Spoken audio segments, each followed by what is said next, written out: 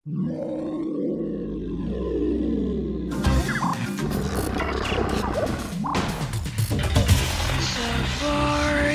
TV.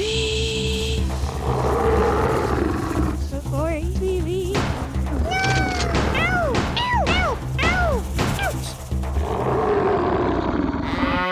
Κυρίες και κύριοι, διακόπτουμε την κανονική ροή του προγράμματός μας για να σας μεταδώσουμε ότι πριν από λίγα λεπτά η ελληνική αστυνομία κατόρθωσε να συλλάβει τον νούμερο 1 στη λίστα επικίνδυνοτητας αδίσταχτο εγκληματία.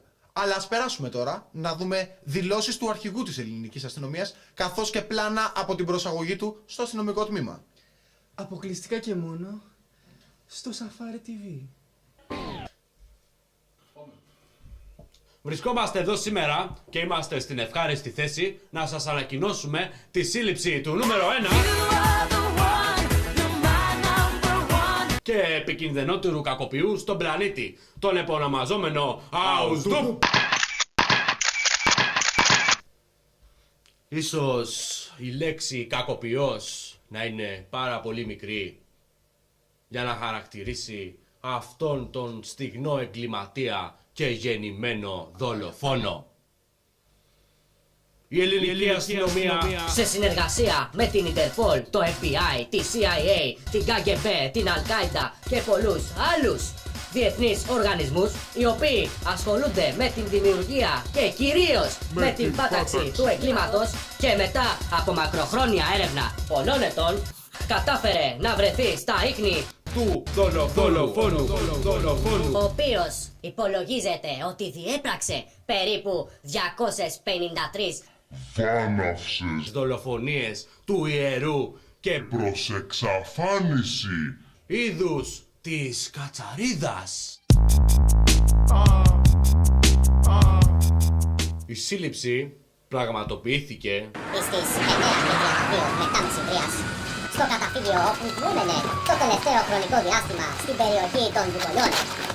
Στο χώρο βρέθηκαν και κατασχέθηκαν το κυρίως όπλο που χρησιμοποιούσε ένα περίστροφο μοντέλου P228 Sig Saber χωρητικότητας 13 παλακιδίων καθώς και δοχείο υποπίεση αρωματούχου υλικού, το οποίο σε συνεργασία με έναν αναφλεκτήρα προκαλούσε ανάφλεξη με αποτέλεσμα την πυράκτωση του θύματος.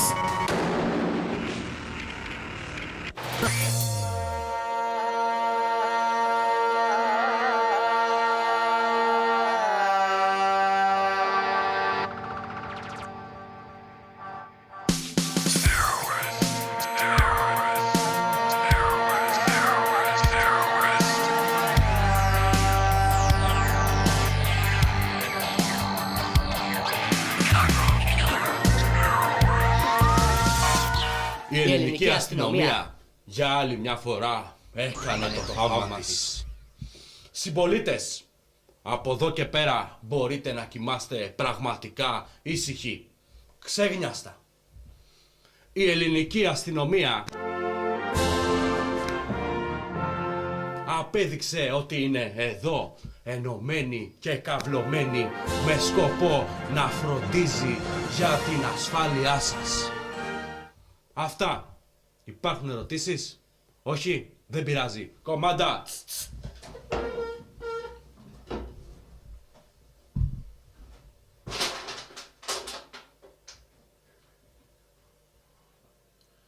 Αυτές ήταν οι δηλώσεις του αρχηγού της ελληνικής αστυνομίας. Ακολουθούν πλάνα από τη μακροχρόνια δράση αυτού του ανθρωπόμορφου τέρατος, οι οποίες προήλθαν έπειτα από έφοδο των ειδικά εκπαιδευμένων Rambo της ελληνικής αστυνομίας, στο χώρο όπου διέμενε ο δράστης στις Βουκολιές. Θα παρακαλούσαμε Έγκυες γυναίκες, μικρά παιδιά, ηλικιωμένους, vegetarian, φιλόζωους και οποιοδήποτε άλλο είδος ευαισθητούλη. παρακολουθεί αυτή τη στιγμή το πρόγραμμα του νούμερο 1 παγκοσμίως τηλεοπτικού δικτύου να απομακρυνθεί από τους δέχτες τους, διότι ακολουθούν σκληρές σκηνές και εικόνες τις οποίες δύσκολα μπορεί να χωρέσει ανθρώπινος νους.